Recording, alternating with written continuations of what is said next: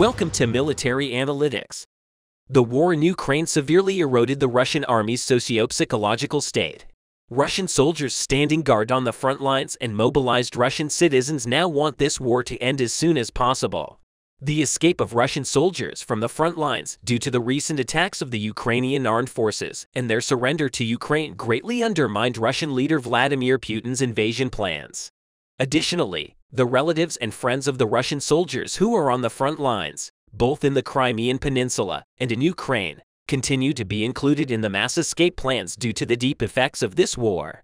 On the other hand, Ukrainians are trying to increase their military efforts to turn this situation to their advantage. Due to the negative living conditions of the soldiers and commanders in the Russian army on the front lines and the oppressive attacks of the Ukrainian army, there has been a lot of activity in the regions connecting the Crimean Peninsula and Ukraine recently. While ground attack operations continue on eastern Ukrainian front lines, such as Bakhmut airstrikes using missiles and UAVs, Crimea, Ukraine's southern front lines, and port cities are also affected. As you know, large-scale evacuations continue in Crimea. The situation is also the same in the Kherson region. This region, controlled by Ukraine, is seriously important for both Crimea and port cities such as Berdyansk and Mariupol. One of the factors that was effective in the escape of the Russians from the southern front lines is, of course, the Ukrainian army's turning its offensive axis in this direction. In other words, with the warming of the weather, the intensity of clashes in eastern Ukraine's front lines shifted towards the southern regions of Ukraine, especially in the last few days.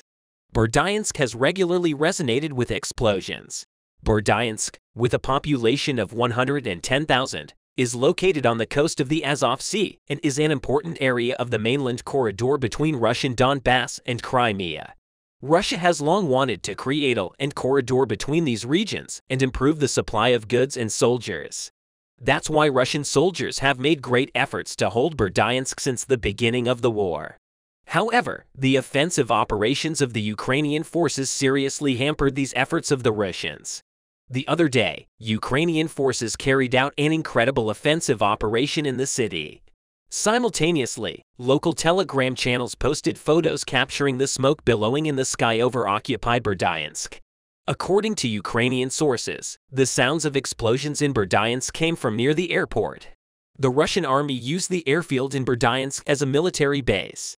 Later, the Municipal Military Administration confirmed that Ukrainian forces carried out at least 5 attacks on Russian positions in Berdyansk, including the Russian military base at the airport. The fact that Ukrainian forces targeted the city's Russian airport deeply affected Moscow, especially its leader, Vladimir Putin. Because the port city of Berdyansk is one of the places that Putin wants to keep in his hands due to its strategic location. According to local sources, Ukrainian forces hit the Russian airfield in Berdyansk with long-range missiles, Storm Shadow. British Storm Shadow ballistic missiles can hit targets up to 300 kilometers away. The headlines after this striking attack were about Russian air defense systems. And these headlines reflected a huge fiasco regarding Russian defense systems. Thanks to the Storm Shadow attack on the city's airport, the Russian air defense systems were once again proven to be ineffective. At the moment, there has been no official statement from the Russian Ministry of Defense regarding the ongoing attacks. In fact, there were hectic hours in Berdyansk just one day before these attacks. Ukrainian armed forces continued to use Storm Shadow missiles to target Russian troops in occupied Berdyansk. The resorts of Khimik and Vesna, located on the coast of the Sea of Azov, were hit by these missiles. It is claimed that many Russian soldiers were killed after this striking attack because there were command centers and ammunition depots of Russian soldiers in the areas where the attack took place. The Ukrainian army had completely blockaded the city. The first signals of this blockade attempt were already given by Ukrainian leader Vladimir Zelensky. Zelensky made a big promise that he would take back all the occupied cities, including Crimea, from the Russians. These cities, of course, included the port city of Berdyansk. In fact, the first example of this chain of attacks in Berdyansk already indicated that the city would be surrounded by Ukrainians, starting with the offensive operations on Berdyansk military airport. The Ukrainians carried out their first action in the city last week. Ukrainian forces also used Storm Shadow long-range missiles in this offensive operation. Last week, A series of explosions occurred in the temporarily occupied city of Berdyansk. The Department of Strategic Communications of the Armed Forces of Ukraine reported that the headquarters of the Russian troops was hit. Local Telegram channels announced that at 4 p.m., the city was awakened by a series of explosions. After this attack, it was noted that the city was partially without electricity. Meanwhile, the Russian administration in the city claimed that Berdyansk was hit by Storm Shadow missiles and that Russian air defenses shot down 6 missiles, and a 7th fell on the outskirts of the city. The attacks in Berdyansk severely affected Russia's connection with Crimea. In addition, the advances made by the Ukrainians in the city still raise hopes that Berdyansk will be freed from Russian occupation. In economic terms, this city is of vital importance for Ukrainians as a port city. Ukrainians provided material resources to a large extent with the export of cargo ships before the war started, but the war reduced these incomes and brought the economic activities of Ukrainians almost to the point of extinction. However, the recent attacks in Berdyansk contributed to the Ukrainian plans for dominance on the southern front lines. After these offensive operations, the reconstruction of Ukrainian infrastructure will continue along the Sea of Azov. According to many war analysts, these include important ports such as Mariupol and Berdyansk. The reopening of the North Crimean Canal, which carries water from the Dnieper to Crimea, will be another project that will attract attention. The biggest factor for the development of this project is the Storm Shadow missiles used by the Ukrainian army in all these offensive operations. If you remember earlier, the UK confirmed that it supplied Storm Shadow air-launched cruise missiles to Ukraine. Ukrainians are also using these missiles perfectly at the moment, while the Ukrainian forces continue their military preparations by using Storm Shadow missiles to achieve these goals. There were heated moments in the city of Mariupol as well as Berdyansk in recent days. Explosions were heard in and around Mariupol in the past days. Initial reports indicated attacks were taking place at multiple locations where Russian occupation forces were stationed. Petro Andriaschenko, an advisor to the mayor of Mariupol, reported that the impacts at the Russian-occupied facilities in Yalta and Starokrym caused significant disruptions in various spots of Mariupol. In addition, Petro Andriaschenko drew attention to the offensive actions of the Ukrainians against the positions they held in Yurivka. It has been reported that the targeted area in Yurivka is the Sanyasi camp where Russian military personnel are stationed.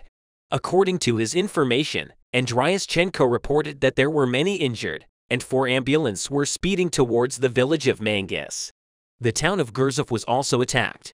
But Andriaschenko noted that unlike the situation in Yurivka, there was no panic in Nikolsk, too. It turned out that the hits were aimed at a Russian-occupied building, particularly the military commissariat, which served as accommodation. Reports consistently demonstrated targeted attacks on Russian positions, including those close to airports. In conclusion, all these attacks indicate that Russian forces have recently intensified the deployment of military equipment in Mariupol and Berdyansk. In addition to these, the Russians are building serious defensive fortifications on the peninsula to not lose the main strategic center of the war, Crimea. But developments in Berdyansk, Mariupol, and on the southern Ukrainian front lines indicate that a decisive victory for the Ukrainians is already in sight near Crimea. The hell doors of the war in Ukraine are about to close behind the Russians. Russian troops began to squeeze into the Bakhmut front line with each passing day. Russian offensive space is being restricted as Ukraine's special forces tried to shrink the city of Bakhmut from neighboring front lines such as Kromov, Ivanovsky, and Chasiv. The events in the central city of Donetsk and the latest situations in Marinka contributed significantly to the great offensive operation initiated by the Ukrainian armed forces. The area between Opytn and Andriivka secures Bakhmut's southern flanks for the Ukrainians because the Ukrainian forces here are trying to divert the attention of the Russians. But at the center of the major offensive operations of the Ukrainian armed forces is Bakhmut and the front lines around this city. For this reason, the Ukrainian army has spread almost all of its most important special forces in this area.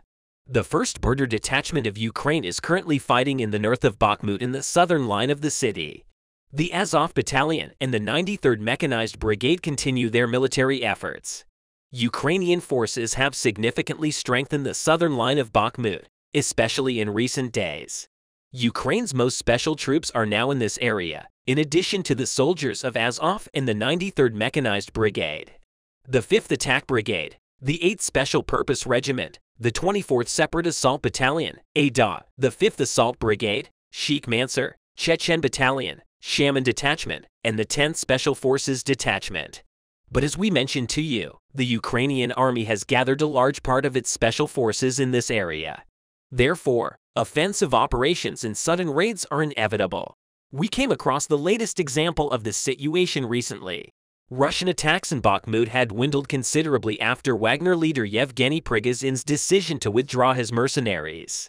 Russian soldiers in the city generally held their defensive positions just in case.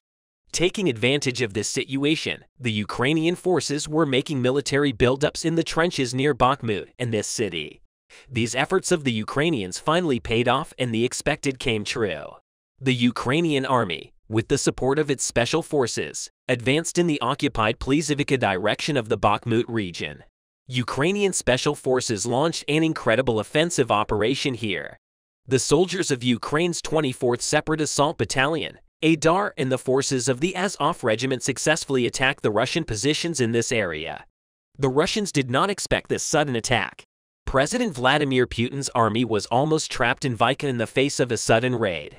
According to the war experts who analyzed the maps, clashes took place between the settlements of Ivanovsky and Krasivka. The settlements of Krasivka was lost by Ukrainian forces in January of this year. However, the presence of so many Ukrainian special forces in the region, and the decrease in the intensity of Russian attacks in Bakhmut and the surrounding trenches were a sign that the Ukrainian army would take a step in Shvik as a result of the attack on positions of the Second Corps, 4th Separate Motor Rifle Brigade of the Russian forces. Approximately 20 Russian soldiers, including the brigade commander, the chief of staff, and one of his assistants were killed. The Russian senior military officials killed were the commanders of the Second Corps. Therefore, the Russian forces here were systematically dispersed when their commanders were killed. Also, during the clashes, Ukrainian soldiers destroyed a battle tank that came to the aid of the Russian troops there. The Russian troops who managed to survive after the clashes had to retreat to avoid further losses against the Ukrainian special forces. As we mentioned, another main reason for the withdrawal of the Russians was the killing of 2 Russian generals in this region. As a result of the joint offensive operation of the Ida Battalion and Azov Regiment, Ukraine has achieved an important victory here because while the Russian domination area in Bakhmut is restricted, the victory in a trench close to this city creates a buffer zone for the Ukrainians. Plizivka is located 5 kilometers south of Bakhmut. Therefore, the Ukrainians can now form a land corridor in this city to attack Bakhmut within the areas they are advancing. The village encompasses the approaches to both the city and the route from Konstantinivka, which fed the Ukrainian garrison. In other words, the Ukrainian army can easily use the strategic features of the city and continue to push the Russians from the southern line of Bakhmut. Of course, the defeat of the Russians in Krasivka had other important consequences here. The advances of the Ukrainians and the shrinking of the Russian dominance are also undermining the logistics network of President Putin's troops between this city and Bakhmut. Now that the connection road between Klissarivka and Bakhmut is largely dominated by Ukrainians, the Russians cannot provide military resources to the Bakhmut front line in this area. In addition, the Ukrainian troops crowned their victory at Klissarivka. We said that the Ukrainian army has already transferred a large part of its special forces to this city. Now, these special forces of the Ukrainian army have started to create minefields in order to control the entrances and exits of the area up to Bakhmut, the most important logistics networks. According to some intelligence sources, it is thought that if the Russians make the mistake of coming back to this area, these minefields will make President Putin's army experience hell again. But these claims have not yet been confirmed. The Russians, on the other hand, are now skeptical about everything. Therefore, the Russian troops chose to shift some of their holdings in Krasivka to the central city of Donetsk. It should also be noted that the 72nd Motorized Brigade of the Russian Army and Wagner mercenaries are located near Klissarivka. It is estimated that Wagner forces will cross the border from the southern line of Bakhmut in a few days. On the other hand, the 7th Motorized Brigade of the Russian Army is thought to go to the southern flanks of Kolomyj Corps Bakhmut after the Ukrainian victory at Krasivka. In short, with the Azak and Aidar battalions of the Ukrainian army taking over Kaljivik, all the balances began to change in the front line. In fact, the importance of this city increases by being close to Bakhmut. As you know, the city of Bakhmut is currently still the center of clashes. But still, the real winner in this city is not clear. The Ukrainian army is now thought to launch a sudden counterattack to recapture both Bakhmut and most of the eastern front lines, especially after the victory in Kiavivka. Ukrainian authorities point out that this counterattack operation will start very soon. Alexei Danilov, Secretary of the National Security and Defense Council of Ukraine, made a critical statement on this issue. Alexei Danilov claimed that the Ukrainian attacks will begin in a few days or a week later. Also, the Vice President of Ukraine, Mikhailo Podolyak, noted that preliminary operations such as the destruction of Russian supply lines or the blowing up of warehouses have already begun. Mariupol became the first major Ukrainian city systematically destroyed by the Russian army. Despite the rapid siege of the city, it didn't give up and resisted. Thus, it became a symbol of the determined struggle of Ukraine. The last days have been very active in the port city, which has become the symbol of the Ukrainian resistance. Attacks are increasing in Mariupol. The land corridor between Crimea and Donbass and tensions in the city are rising. Let's dive into the details of the breaking points in the city. Explosions were heard in the suburbs of Mariupol and near the airport the other day after these explosions. It was reported that there were attacks in the airport area. Local residents posted a series of videos featuring the powerful explosions. The explosions were so strong that the sounds of the explosions made the city groan. After the explosions, fireballs rose into the sky. The flames were huge enough to be seen from all over the city. Despite the darkness of the night, war correspondents monitoring the situation state that 4 rockets were launched. According to available information, the missiles were launched from the positions of the armed forces of Ukraine and flew to the area of the old city airport of Mariupol. Petro Andriaschenko, advisor to the mayor of Mariupol, noted that the Russian air defense was not able to repel the attacks a few hours before the explosion. Petro Andriaschenko reported that Russia had shifted helicopters from Berdyansk to Mariupol.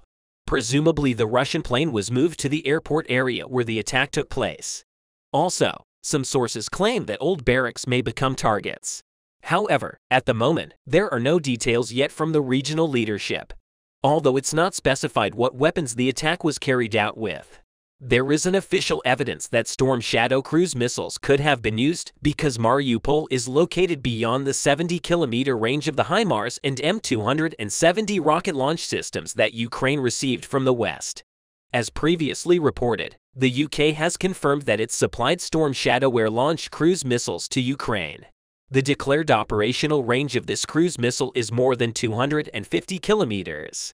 On the other hand, last month, Ukrainian missile and artillery units launched a massive attack on the port of Mariupol.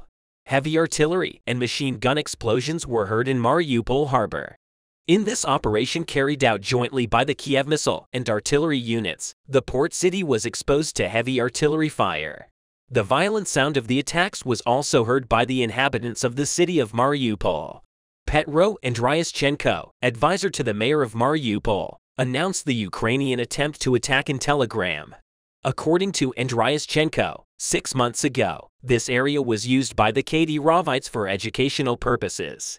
In addition, no official statement has yet been made about casualties and damage as a result of the attack. The smokescreen over the Mariupol port attack has not been lifted. Russian authorities refrained from giving detailed explanations about the incident. On the other hand, the sounds of war are still heard in the cities of Kherson and Mykolaiv at the foot of the Dnipro River. Although the eastern axis of Ukraine is the focal point of the conflict, offensive operations continue in the south. Yesterday, Southern Operations Command, Air Defense Forces and Systems destroyed 5 enemy UAVs in Mykolaiv and Kherson regions, including 3 Lancet mobile munitions, a Merlin VR reconnaissance aircraft, and an Orlan 10 reconnaissance aircraft. Southern Operations Command has released photos of the Lancet stray ammunition pieces that were dropped. These latest casualties dealt another blow to the Russian army, which was struggling with equipment and ammunition problems. While Vladimir Putin is defeated on the front lines, he cannot hold the power to protect his borders. Russian cities close to the Ukrainian border are subject to frequent attacks. The city most affected by these attacks is Belgorod. Clashes in southern Russia's Belgorod region escalated for a second day as a Ukraine-linked paramilitary group claimed to have captured villages and repelled counterattacks. The Free Russia Legion, a group of Russian volunteers who took up arms to fight for Ukraine, claimed responsibility for the attack. Kiev flatly refused to intervene directly. The Russian Ministry of Defense claimed in a statement last afternoon that they were pushing the militants back across the border. The Russian Ministry of Defense added that a large number of saboteurs were killed. This claim could not be verified. Those who said they represented the warriors claimed that the attacks continued and gained new ground. Military analysts said that the attack could force Russia to divert troops from a long and unevenly defended front in southeastern Ukraine ahead of a long-awaited counterattack by Ukraine. These attacks also seem to have been intended to anger and embarrass the Russian leadership by displaying a weakness in the border defense. Smoke rose from the explosions during the clashes against an idyllic background of green farm fields, according to a published drone video. The representative of the Free Russian Legion said in a statement that the Ukrainian officers were aware of the operation, but did not lead it. The representative stated that the tanks deployed in the attack against Russia were captured from the Russian army in Ukraine. Russia claimed to have captured an American-made armored vehicle designed to withstand the landmines used in the attack. Kremlin spokesman Dmitry Peskov noted that even though the attackers were ethnic Russians, they were Ukrainian militants whose violence justifies Moscow's wider war against its neighbor. In a statement to reporters, Peskov once again confirms that these Ukrainian militants continue their activities against our country. Ukrainian Deputy Defense Minister Anna Maliar described the attackers as Russian patriots who rebelled against the Putin government. Ms. Maliar said in a statement on Ukrainian television that these are internal Russian tendencies dictated by the citizens' desire to change the country's political system and end the bloody war started by the Kremlin. Belgorod Region Governor Vyacheslav Gladkov stated that the region was hit with 15 shells. Gladkov later stated that a civilian was killed. So who are the soldiers behind the Free Russian Legion? The fighters who claimed responsibility for a rare attack just beyond the Ukrainian border in Russia's Belgorod region are members of a volunteer contingent of Russian citizens fighting alongside Ukrainian forces against their home country.